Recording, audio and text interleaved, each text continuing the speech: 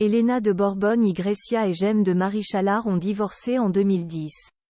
Depuis, la discrète sœur du roi Felipe VI a accentué sa réserve et se consacrerait davantage aux siens, comme a pu le rapporter Point de Vue. Un mariage d'amour. En 1995, Elena d'Espagne s'est avancée devant l'autel de la cathédrale de Séville pour épouser Gemme de Marie Chalaart, fils du comte de Ripalda. Pour la fille aînée de Juan Carlos d'Espagne et de Sophie d'Espagne avec ce conseiller financier de profession, ça a été le coup de foudre au premier regard, comme l'a rapporté Nuria Tiburcio, auteur de Elena, la Infanta Castiza à Point de Vue en février dernier. Pourtant leur histoire d'amour s'est terminée en 2010, date à laquelle a été prononcé leur divorce.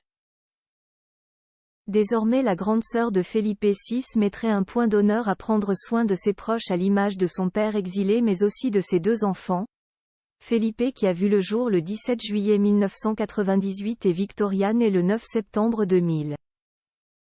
Elena de Borbón-y-Grecia qui célèbre ses 60 ans ce 20 décembre se consacre à l'éducation de sa progéniture. Elle a inscrit son fils à Cottesmore School dans le Sussex puis à Blue Ridge en Virginie. Un jeune homme rebelle qu'elle a fini par envoyer à Abu Dhabi où son grand-père vit en exil. Sa sœur Victoria, plus studieuse, est une influenceuse très suivie en Espagne. À l'opposé de sa fille Elena d'Espagne a de son côté continué à cultiver une certaine discrétion bien que beaucoup d'Espagnols lui vouent une réelle admiration et auraient même aimé la voir évoluer sur le trône si son pays avait adopté la primogéniture absolue. Interrogée par Point de Vue, la créatrice Aguesa Ruiz de la Prada indiquait que cela aurait été même normal du point de vue du droit des femmes. Elena, qui était l'enfant préféré de son père, est espagnole jusqu'au bout des ongles. Elle aurait très bien représenté le pays, plus grand que photo Felipe VI.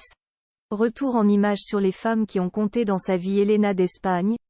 Le sens du devoir avant tout. Si elle avance dans l'ombre, Elena d'Espagne a toujours mis un point d'honneur à représenter et à servir au mieux son pays. Un patriotisme sur lequel elle s'était penchée il y a quelques années dans un entretien accordé à l'agence de presse espagnole EFE. Je suis toujours déterminée à représenter l'Espagne et le roi toujours.